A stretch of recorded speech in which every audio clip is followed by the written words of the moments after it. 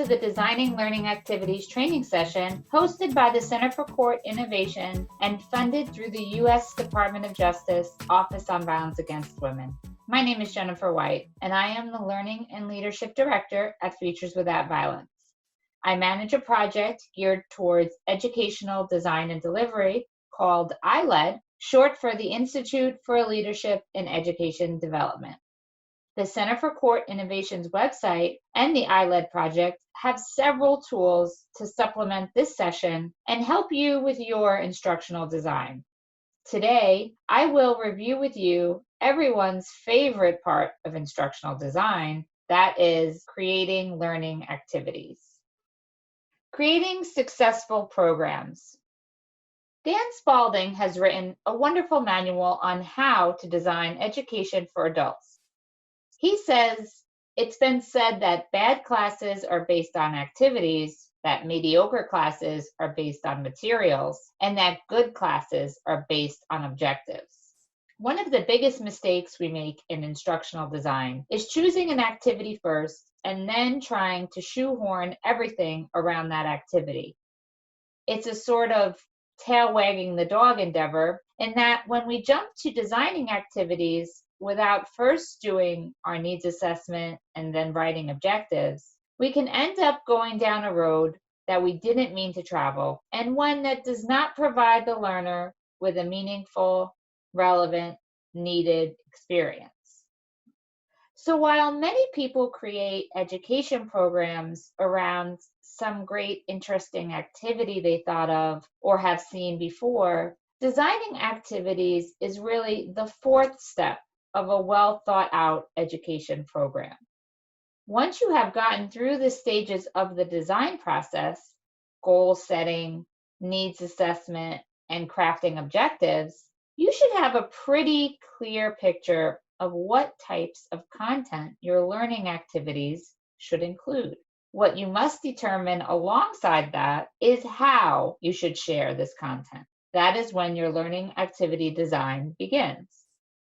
Now, adult learners share a few commonalities as discussed in our needs assessment education module, and some of those most important characteristics dictate the design of our educational activities or tasks. Adults prefer learning that is engaging on 3 levels: with their peers, with interesting, relevant content, and with expert facilitators.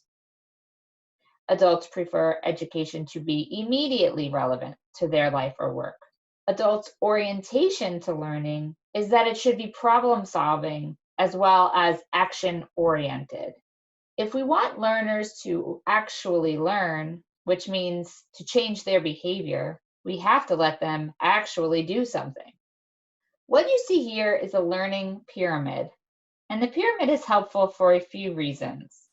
One is that it shows some different types of activities we can utilize when designing education.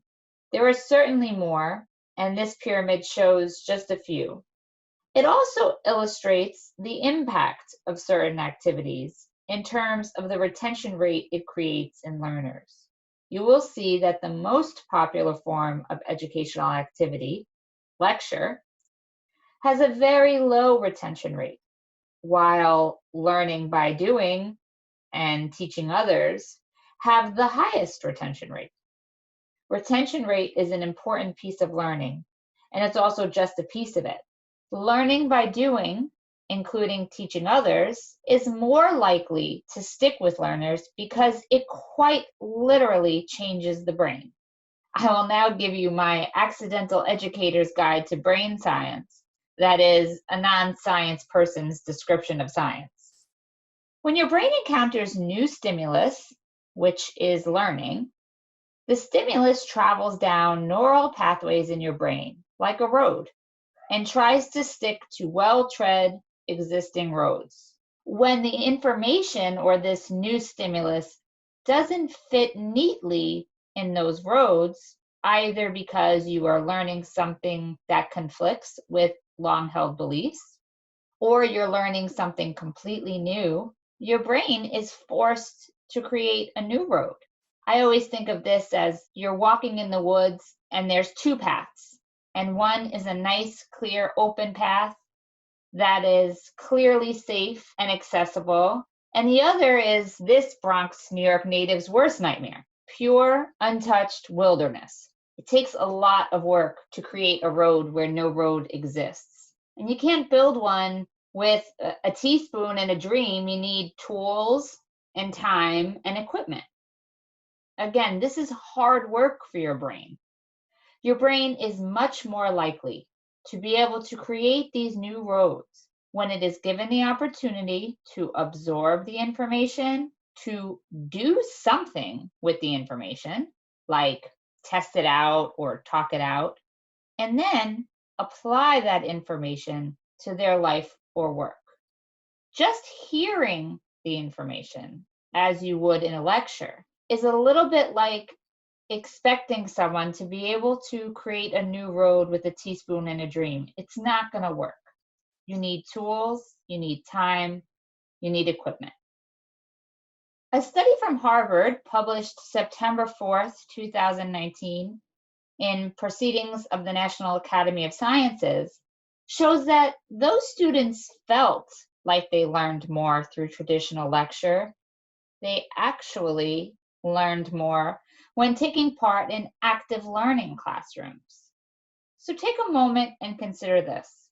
If I am using a definition of learning as changing your behavior, how do you learn best? Bear in mind that I didn't ask how you prefer to learn. I asked, how do you learn best? Student perception of their learning often does not correlate to learning transfer or this idea that the learning actually stuck. So while you might say that you like to sit in lectures in order to learn, reflect honestly whether you learn that way. Now consider, how do you like to teach? Is it the same as the ways that you like to learn? Is it the same as the ways that you learn best, or is it different? Believe it or not, lecturing is easy. At least it's a lot easier than creating interactive learning activities and then facilitating them. Lecturing is inherently about the lecturer. The lecturer talks and the learners listen. And the focus typically is on volume of information. As you saw in the learning pyramid, the retainment rate of lectures is less than 10%. So what is the point? If you are speaking for an hour, but your learner is only going to retain 8 or 9 minutes of that time, who are you talking to? Who are you talking for? The number one comment I get from individuals designing education is that they believe everything we're saying about interactivity and how to engage learners, but the problem is there just isn't enough time. The only way they see to get all the information across in the time available is to lecture. My response to that is always the same. Who is that about? Is that idea about the learner, or is that about the teacher?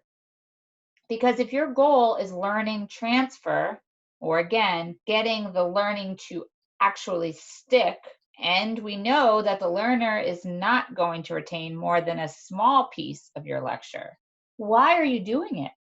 I would propose to you that providing a short, less than 20-minute lecture paired with some form of active learning will get you to your goal much more effectively and efficiently. So if you have too much information, you have to cut down the information and determine what are the things you want your learner to really learn, and then focus on some active task that will truly help get them there. Less really is more when you are talking about learning transfer or retainment or learning stickiness. We are all in somewhat of a tough position because funders are often interested in how many people we reach, numbers, output. It's spectacular to do a webinar and reach 6,000 people. It looks good on progress reports. Can you engage with 6,000 people on a webinar? No, not really. Not to the extent of them doing any active learning. So it's important to keep front of mind that there is a difference between your program output and your program's outcome. If you are only focused on output, basically numbers reached, then 6,000 seems great. But if you are interested in outcome or change in behavior, your numbers will likely be much lower, but also have much more power and meaning. So when you are creating learning activities, think beyond the lecture. Just because you said it doesn't mean anyone learned it. Instead, focus on giving your learner the chance to absorb information, do something with it actively, and then make the connections or the application to their life or work. This will signify actual behavior change. It was my pleasure to work with the Center for Court Innovation and the Department of Justice Office on Violence Against Women to bring you this presentation on designing learning activities.